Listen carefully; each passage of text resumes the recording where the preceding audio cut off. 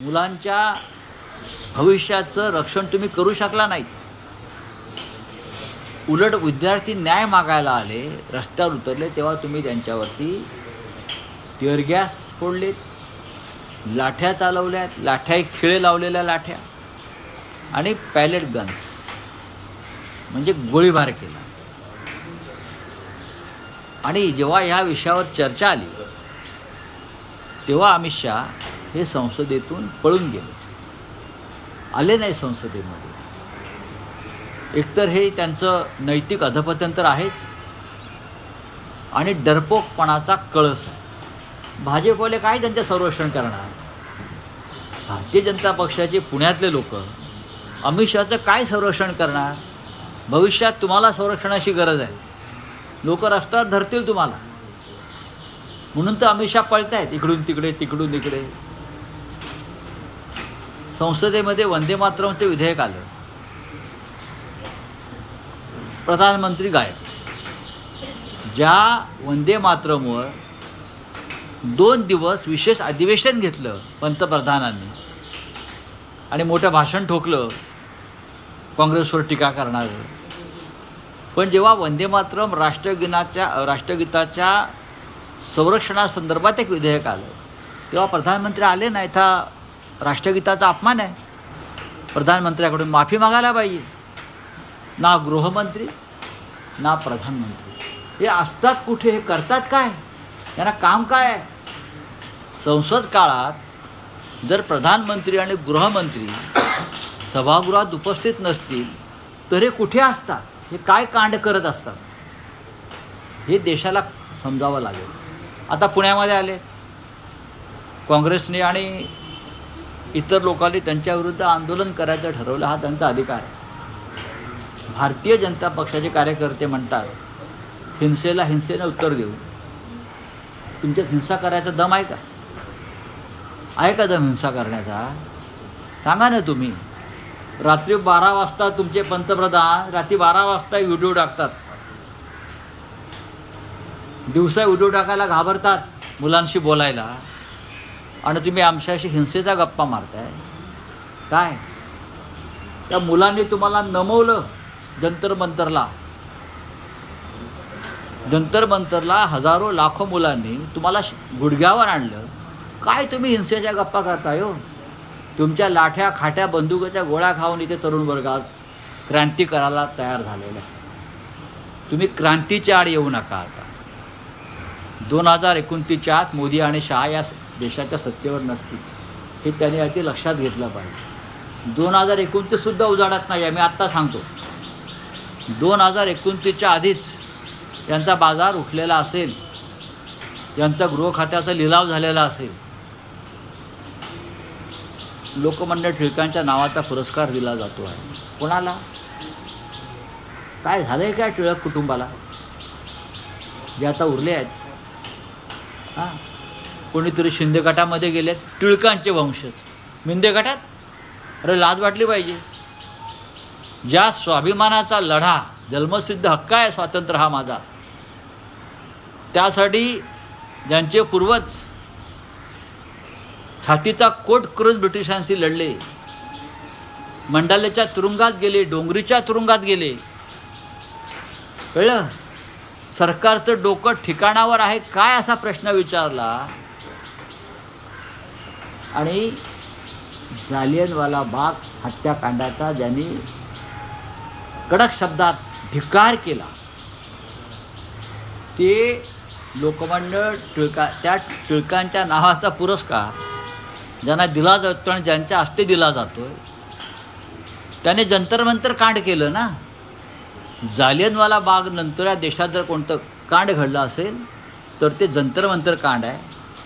General डायर नंतर general कायर, अमित शहा, आणि तुम्ही त्यांच्या हस्ते पुरस्कार द्यायला तुम्हाला लाज नाही वाटत? आणि म्हणे राजकारण आणू नका यात. यात राजकारण नाही. हा देशाचा अस्मितेचा, अभिमानाचा, स्वातंत्र्याचा आणि लोकशाहीचा विषय जो आम्ही लोकमान्य बाळ गंगाधर टिळक यांच्याकडून शिकलो. आता मोठं आर्मी वगैरे पुण्यात आणली असं कळलं मला. सगळा महाराष्ट्राचा पोलीस फोर्स पुण्यामध्ये आणलेला आहे. अरे कशाला घाबरताय, कोणाला घाबरताय? गृहमंत्री आहात ना, मुळात तुम्ही मूळचे गुंड आहात. एक तर गुंडासारखे वागा, नाही तर गृहमंत्र्यासारखे वागा. तुम्ही मूळचे तडीपार गुंड आहात. मग गुंडाने गुंडासारखं वागावं किंवा मग गृहमंत्री आहे तर गृहमंत्र्यासारखं वागावं. जनतेशी संवाद साधा, बोला जनतेशी. आम्हाला लोक गुंड म्हणतात, आम्ही गुंडासारखे वागतो. आम्ही सत्तेत असल्यावर सत्ताधाऱ्यांसारखे वागू. एक प्रश्न आहे की पंतप्रधानांनी काल रात्री देखील एक व्हिडिओ बनवला आणि सगळ्या मुलांना माफ केलं. मी हे कोण माफ करणार? मला शिव्या घातल्या त्यांनी माफ केलं. नाही नाही नाही, हे बघा, एक लक्षात घ्या,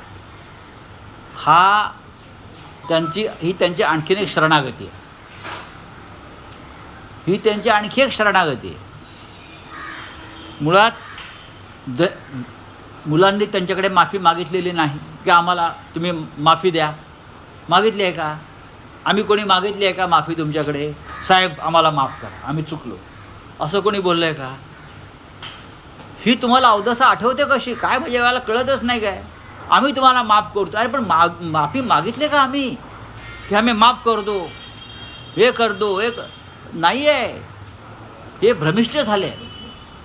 या देशाचे प्रधानमंत्री आणि गृहमंत्री हे भरकटले आहेत मनानं आणि विचारानं. त्यांनी त्यांचे सल्लागार बदलायला पाहिजे. त्यांच्या पक्षांतर्गत ज्या मंडळांच्या गोष्टी येत आहेत त्याच्यामुळे त्यांची मानसिक स्थिती कोणाचीही बरी नाही. माफ करताना मग शेकडो मुलांचं चारित्र्य कशाला तपासताय? तुम्ही या गुन्ह्यामध्ये होतात, तुम्ही त्या गुन्ह्यामध्ये होतात.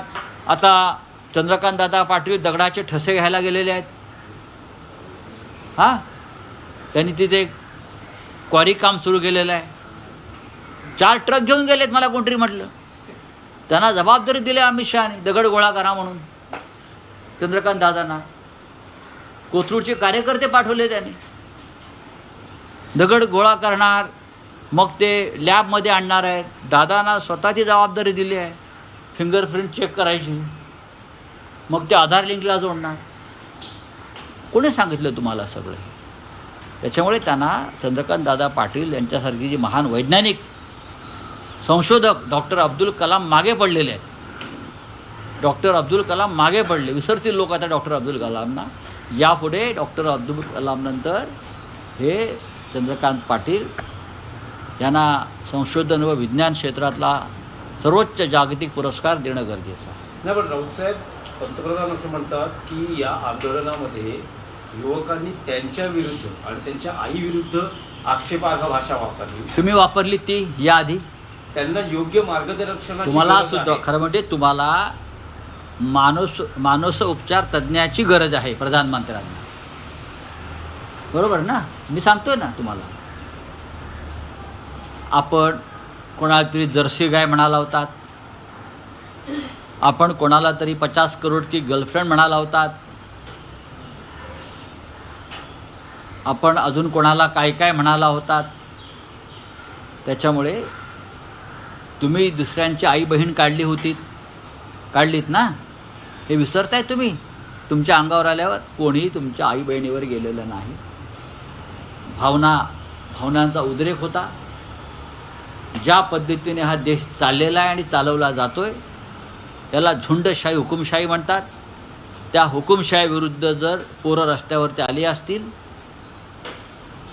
आणि ह्याच मुलांच्या मदतीनं 2014 साली तुम्ही सत्तेवर आला होता, याच जयंतींच्या मदतीतून, हे विसरू नका. कोणी तुम्हाला शिव्या घातलेल्या नाहीत. राज्यकर्त्याला त्याच्या लायकीनुसार लोकांकडून आदर, प्रेम आणि शिव्या मिळत असतात. तुम्ही आमचा पक्ष फोडलात तेव्हा तुम्हाला काय वाटलं नाही? बाळासाहेब ठाकरेंचा, हिंदुहृदय सम्राटांचा पक्ष, अमित शहा आणि मोदींनी जेव्हा फोडला तेव्हा आम्हाला काय दुःख झालं नाही? बाळासाहेबांचा पक्ष आपण तोडता निर्लज्जपणे. शिव्या काय? या काही शिव्या नाही आहेत. महाराष्ट्राची जनता